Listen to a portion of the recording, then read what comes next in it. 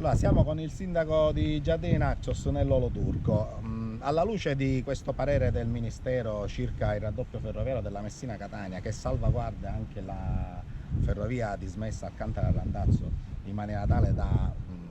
progettarne il ripristino, volevo sapere le sue impressioni. Sì, chiaramente è stato un parere importantissimo perché dà giustizia alle argomentazioni che come comune di Giardini Naxos a livello personale e in raccordo anche con la vostra associazione ho sempre portato avanti, cioè quello di mantenere in esercizio sia il vecchio tratto della strada ferrata che ancora oggi è in funzione ma che nell'ipotesi originale andava dismesso dopo la realizzazione del nuovo tracciato, e sia soprattutto la stazione di Taormina e Giardini, che è un vero gioiello stile Liberty, che sicuramente andava mantenuto non per diventare un museo ma andava mantenuto proprio nell'esercizio di funzioni. Questo parere è uscito fuori da poco, ci dà pienamente ragione e ci soddisfa in quelle che erano le nostre aspettative. Sindaco, quindi abbiamo vinto una battaglia importante, anzi due, quindi la salvaguardia della stazione di Taormina e Giardini, la stazione storica che è scenario di tantissimi film per la sua bellezza architettonica e anche per il suo valore storico, ma anche il ripristino dell'Alcantara Randazzo. Due battaglie però significa, avere vinto due battaglie significa non avere vinto la guerra. Cosa dobbiamo fare insieme? Noi ci siamo costituiti come comitato, il Comitato Pro Ferrovia Valle Alcantara. Cosa possiamo fare insieme a lei che è sempre stato tanto sensibile a questo tema? E che appunto intanto mi fa piacere che vi siete costituiti in comitato, perché la vittoria che abbiamo ottenuto è soltanto un punto di partenza per nuove battaglie e per arrivare al traguardo finale, che è il vero obiettivo, quello cioè di mantenere in esercizio non soltanto il tracciato della vecchia ferrovia e la stazione di Taormina e Giardini, ma direi quasi soprattutto, o perlomeno importante quanto l'obiettivo che abbiamo già raggiunto, quello di mantenere e di ripristinare il servizio sulla tratta Alcantara-Randazzo, perché il trenino della valle, che era un trenino storico, assume ancora di più importanza in tempi moderni, perché passata la fase in cui magari le ferrovie hanno trascorso un momento di crisi con meno passeggeri, adesso si avverte questa necessità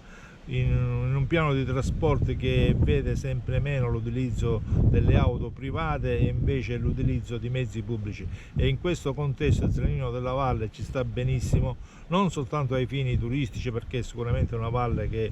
giovandosi della vicinanza ai Giardini e Taormina, ha un grandissimo numero di visitatori, ma anche dal punto di vista commerciale, perché Randazzo è sede anche non soltanto della tratta Alcantara-Randazzo ma anche della ferrovia Circumetnea, per cui in un ipotetico collegamento ci sarebbe la possibilità di partire da Giardini Taormina e arrivare a Catania attraverso queste due ferrovie. A parte il fatto, ripeto, che servirebbe anche per diminuire il traffico sui mezzi gommati in questa valle, che sicuramente dal punto di vista ambientale non sono l'optimum. Per cui io mi auguro che questo comitato possa, assieme ai comuni, trovare un momento di sintesi e far pressione anche sia sul Parco dell'Alcantara sia soprattutto sulla regione siciliana, affinché il ripristino di questa ipotesi non sia soltanto lasciata all'ipotesi progettuale, così come è stato stabilito nell'ultimo parere, ma che possa avere anche una realizzazione pratica, andando a elaborare un progetto che possa permettere veramente il ripristino di questa strada ferrata. E magari anche l'ipotesi di una metro ferrovia con delle fermate ad hoc all'interno del territorio di Giardini Naxos, vista la situazione della viabilità che non è certamente ottimale, perché gli spazi sono quelli che sono. Sì, questa era una vecchia ipotesi che avevamo come comune di Giardini, nell'ipotesi che veniva dismesso il vecchio tracciato, si ragionava sul fatto se utilizzarlo come per realizzare una terza strada viaria che poteva permettere lo sblocco, diciamo così, dell'utenza del flusso sul centro storico, o invece procedere attraverso il sistema appunto di una metropolitana leggera, che è l'ipotesi poi alla fine prevalsa, che mi sembra quella più logica, che potrà sicuramente giovare tantissimo anche al mio comune, perché significherebbe poter chiudere degli spazi al traffico soltanto pedonale e poter permettere una viabilità più leggera e più veloce nell'ambito comunale. Bene, ringraziamo il sindaco e speriamo in